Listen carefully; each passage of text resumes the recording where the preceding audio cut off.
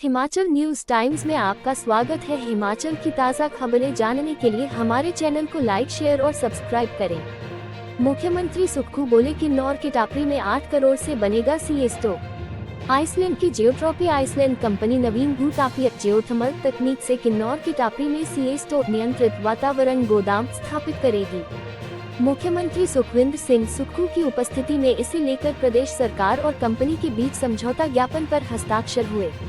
HPMC के प्रबंध निदेशक सुदेश कुमार मोक्टा ने राज्य सरकार की ओर से हस्ताक्षर किए, जबकि जियोट्रॉपी आइसलैंड के अध्यक्ष थॉमस ओटोहेंसन ने कंपनी का प्रतिनिधित्व किया। मुख्यमंत्री ने कहा कि 8 करोड़ की अनुमानित लागत के स्थापित होने वाले गोदाम की क्षमता 1000 टन होगी।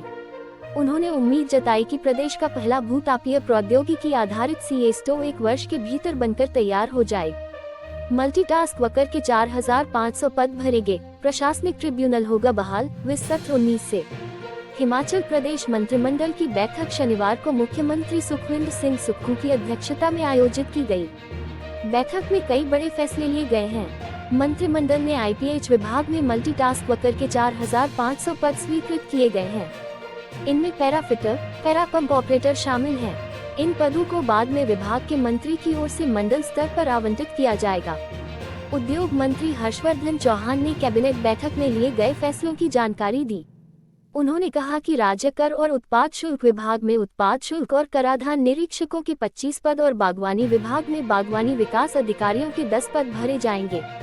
वहीं हिमाचल विधानसभा का शीतकालीन सत्र 19 से 23 दिसंबर तक तपोवन धर्मशाला में होगा। शनिवार को राज्य मंत्रिमंडल की बैठक में यह फैसला किया गया।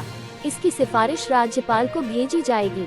कंपनियों के खिलाफ सख्ती, वाटर सेस जमा नहीं करवाया तो हर रोज 5000 जुर्माना। जल उपकर आयोग ने वाटर सेस जमा न कराने वाली कंपनियों के खिलाफ सख्ती कर दी है। कंपनियों को नवंबर के अंत तक वाटर सेस जमा करने के लिए कहा है।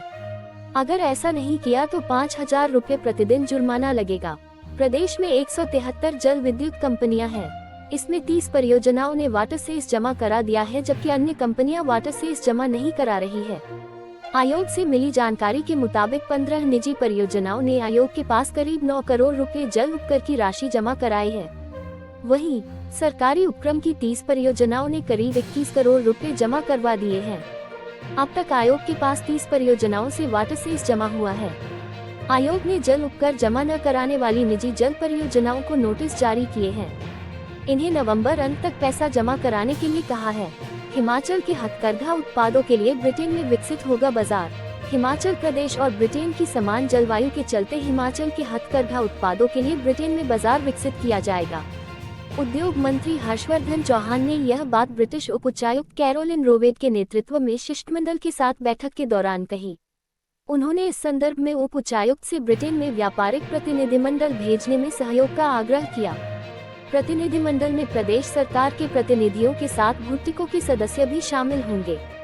उन्होंने कहा कि कुल्लू के आरआर एग्रो लिमिटेड को भूमि उपलब्ध करवाने की भी प्रक्रिया चल रही है। उनके उत्पादों की ब्रिटेन में भारी मांग है। वहां की एक कंपनी कुल्लू में नई विनिर्माण इकाई स्थापित करने के लिए निवेश कर रही है। उन्होंने कहा कि शराब और वाइन क्षेत्र में भी प्रदेश विदेशी निवेश आमंत्रित कर रहा है। आरोपी परसराम गोविंद की संपत्तियां जब्त, इनका रिकॉर्ड भी खंगाल रही एसआईटी। क्रिप्टो करेंसी ठगी मामले पुलिस एसआईटी ने आरोपी परसराम और गोविंद की 6.50 करोड़ की संपत्तियां जब्त कर ली हैं। ये संपत्तियां हिमाचल में ही सीज की गयीं। अब तक मामले में एसआईटी की ओर से 8 आरोपियों की करीब 18 करोड़ की संपत्तियों को जब्त किया जा चुका है।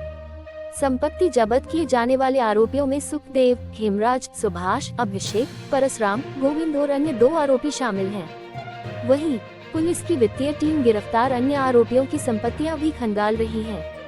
हफ्ते के भीतर उनकी संपत्तियों का लेखा जोखा पुलिस के पास आ जाएगा। हिमाचल में 6 दिनों तक मौसम साफ। ऊना में 30 डिग्री सेल्सियस पहुंचा अधिकतम तापमान। हिमाचल प्रदेश की राजधानी शिमला समेत प्रदेश भर में शनिवार को मौसम साफ रहा। धूप खिलने से ऊना का अधिकतम तापमान बढ़कर 30 डिग्री सेल्सियस तक पहुंच गया है। मौसम विज्ञान केंद्र शिमला ने 24 नवंबर तक प्रदेश में मौसम साफ बना रहने का पूर्वानुमान लगाया है। पश्चिमी विक्षोभ के कमजोर होते ही प्रदेश में ठंड कम हुई है।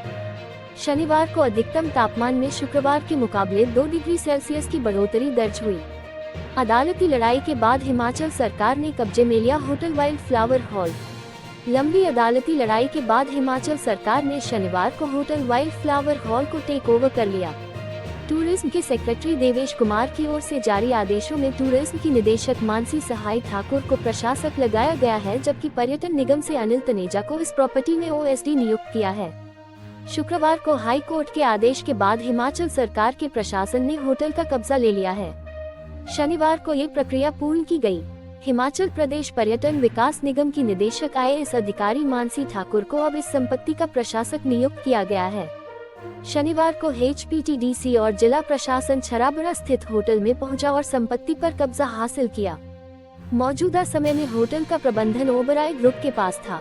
मामला अदालत में था और हाई कोर्ट ने अक्टूबर 2022 को इस संपत्ति के मामले में हिमाचल सरकार को राहत दी थी।